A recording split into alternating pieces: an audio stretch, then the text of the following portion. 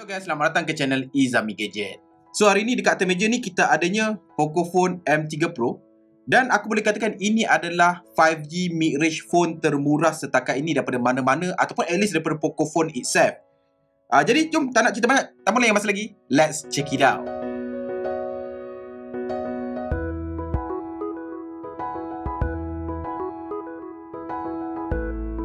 Pocophone M3 Pro ni kalau boleh diungkapkan dalam satu ayat, aku boleh katakan dia adalah Redmi Note 10 5G dalam body Pocophone, di mana dia ada pengubah suaian dari segi design sahaja, aku boleh katakan macam tu. Dan dari segi tanda harga, dia ditawarkan pada tanda harga yang sama dengan Redmi Note 10 5G. Cumanya kalau korang beli pada mereka punya flash sale ataupun first sale mereka, korang boleh dapatkan diskaun RM100, menjadikan Pocophone M3 Pro ni antara penawaran 5G termurah dalam pasaran, di mana korang boleh dapatkan varian 464 pada tanda harga RM599, manakala varian 6128 pada tanda harga RM699, which is again RM100 lebih murah daripada Redmi Note 10 5G.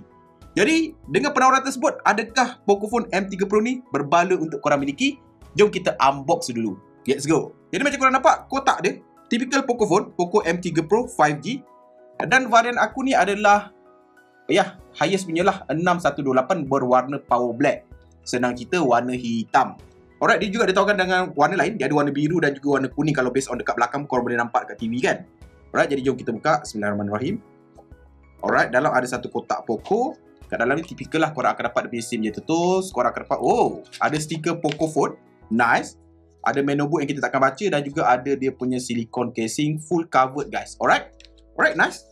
Bawah terdapatnya phone itself, kita letak tepi dahulu. Bawah lagi terdapatnya first korang punya kabel pengecasan Type A kepada Type C. Dan juga dia punya adapter pengecasan, kalau tak silap aku should be 22.5 watt. Kita try tengok. 22.5 watt maksimum Walaupun dia hanya support untuk 18 watt, tetapi Xiaomi selalu memberikan ataupun Pocophone selalu memberikan charger adapter yang lebih watt dia. So korang boleh charge peralatan lain yang support untuk higher punya watt lah, macam tu. Jadi jom kita tengok dia punya detail dekat phone ni.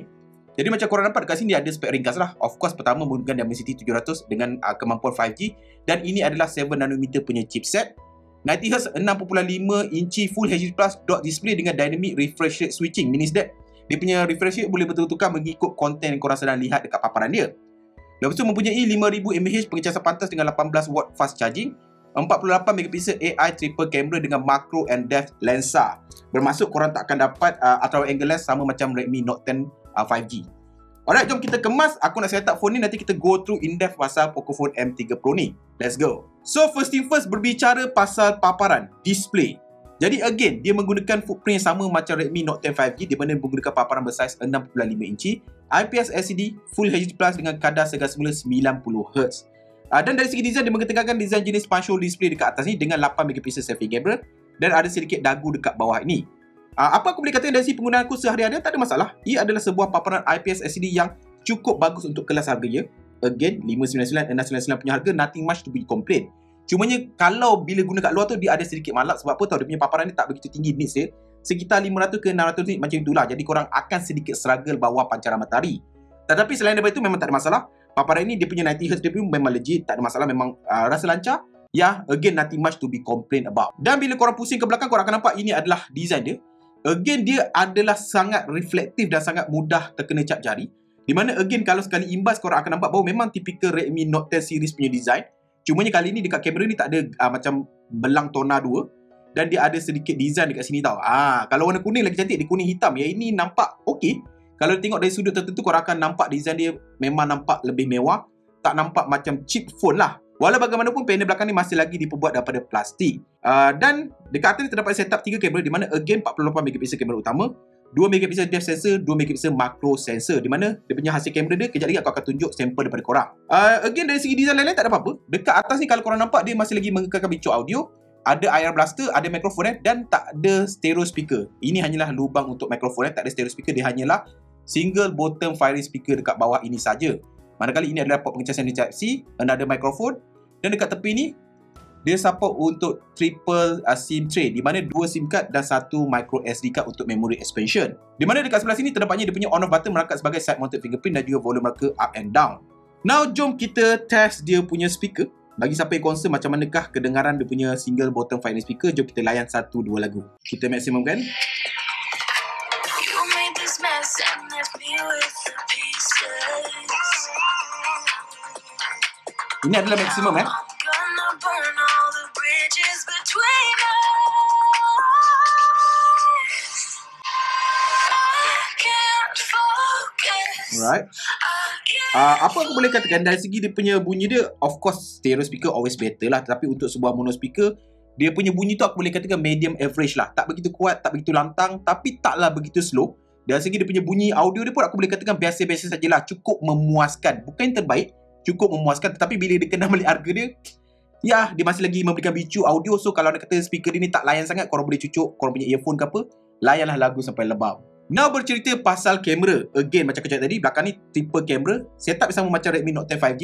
So korang boleh tengok dia punya hasil gambar dia, di mana apa aku boleh katakan dari segi dia punya daylight punya gambar cukup sharp, cukup on point. Cumanya color dia aku tak sure adakah mata aku berbeza tak, tapi aku nampak color yang dihasilkan oleh Pocophone M3 Pro ni adalah sedikit wash out berbanding Redmi Note 10 5G based on pengamatan aku. Tetapi taklah terlampau wash out sampai unusable, di mana apa aku boleh kata dari segi gambar daylight again okay, on point, nampak cantik, cumanya again pudar sedikit saja. Dan sedikit pujian harus diberikan dari segi dia punya portrait sensor dia, di mana aku boleh katakan again dia punya depth sensor tu quite good, both selfie dan juga kamera belakang. Cumanya macro lens dia ni adalah sedikit hambar, sama juga macam perhatian-perhatian yang hadir dengan sensor lebih kurang sama, di mana bila terlampau dekat kita tak boleh nak fokus, bila jauh sikit dia tak menjadi macro shot. So aku boleh katakan dia punya macro lens ni agak unusable. Dari segi night mode, aku boleh katakan night mode dia still boleh dikatakan agak baik, cumanya korang akan still notice ada sedikit grainy ataupun ada sikit noise here and there, mungkin due to the lack of the image stabilization. So gambar bila ambil malam tu mudah untuk shaky, tetapi kalau korang ambil steady, korang akan dapat sebuah gambar night mode cukup bagus. Manakala dari segi dia punya audio microphone untuk recording, video recording, korang boleh tengok sampel ini. So guys, ini adalah rakaman kamera hadapan untuk Poco M3 Pro ni, di mana dia mampu merekod sampai 1080p 30fps. Dan ini adalah maksimum jarak tangan aku lah. Should be dia tak begitu wide, tapi adakah langit overblown, audio semua okey ke tak okey? Korang boleh komen dekat bawah. Jom kita ke kamera belakang. So ini adalah rakaman kamera belakang, di mana dia mampu merekod sampai 1080p 30fps sahaja. Alright, again bagaimana dari segi stabilization, exposure, everything, microphone okey ke tak okey? Jom kita lari sikit. Alright.